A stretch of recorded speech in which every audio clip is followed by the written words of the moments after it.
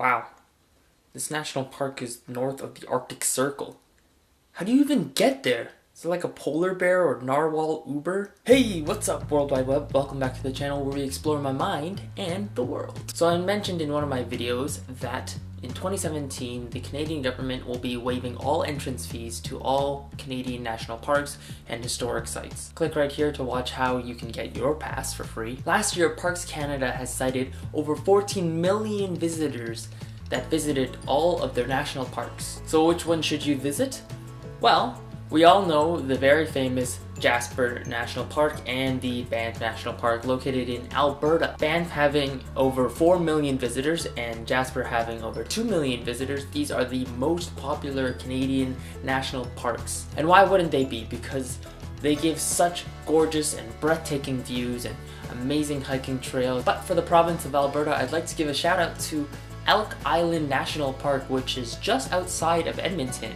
So it's a lot easier to get to, and there might not be as many visitors, so you don't have to worry as much about trying to get in your little spot. Over in the prairies, we have a place called Riding Mountain National Park in Manitoba. With over 400 visitors this past year, it is a mixture of boreal forest, aspen parklands, and prairie lands, and hosts a numerous amounts of species, including their very famous animal, the bison. There are lots of summer activities that you can do there, like swimming and kayaking, but also great winter activities like ice fishing and skating. Over in the west, we have the very popular Pacific Rim National Park. With over 800,000 visitors clocked in last year, this wonderful park sits on the edge of Vancouver Island.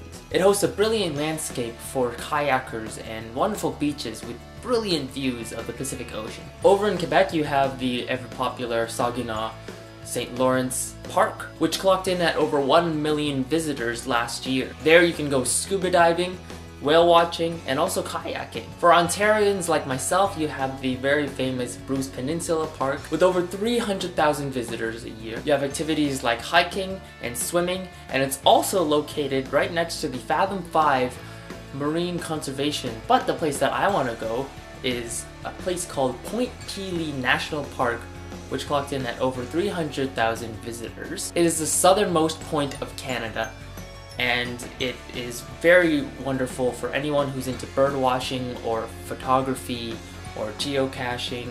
You can also take a ferry over to Point Pelee Island, or the Pelee Island, so that you can go to the most southern point of Canada. While in the east, you have the very popular PEI National Park with over 500,000 visitors last year. It has a very small Anne of Green Gables island vibe to it, which the Anne of Green Gables areas you can also visit while you're there. But for the east, I would also like to highlight the Cape Breton National Park in Nova Scotia, which has breathtaking views, and also the Fundy National Park in New Brunswick, which has the world's highest rising tides. Both came in around 250,000 visitors last year. Now you might be thinking, well, those are the provinces, but have you forgotten about the territories? Well, you have the Kluane National Park in Yukon, which last year has been cited to have over 25,000 visitors. It hosts wonderful trails and gorgeous views. Another interesting place in the north you could go visit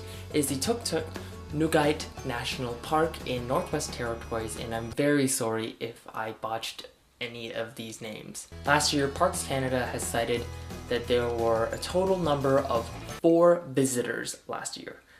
Not 4,000, not 400, 4 visitors. To get there, you would need to take a twin otter plane from a small town in Northwest Territories. But once you get there, you can see wonderful canyons, beautiful waterfalls, and also the caribou migration in the summer. And during the summer, you get to have 24-hour daylight days. And if that's not daring enough, you could go to the Lullabye National Park. Last year, Parks Canada has reported that there were a total number of 0 visitors there last year. Zero, none, no visitors. I wouldn't even know how you would get there. Maybe you would take a small twin otter plane, or maybe there would be a Arctic cruise ship that would take you there, Or maybe you would take a narwhal up there. I don't know. Why would anyone want to go up there? Well, maybe they just want to be the ones who can say that they were there. Or maybe they're a convicted felon. I don't know. Anyone who goes up there is totally crazy. But I kind of want to do it. But hey, that's just my opinion. I'd love to know what you guys think, so let me know which park you would like to go to and which ones I missed. Let me know down in the comments below. Be sure to like and subscribe for more video content that will be coming out daily up until 2017. But that's all I have for you today. Until next time, go explore something.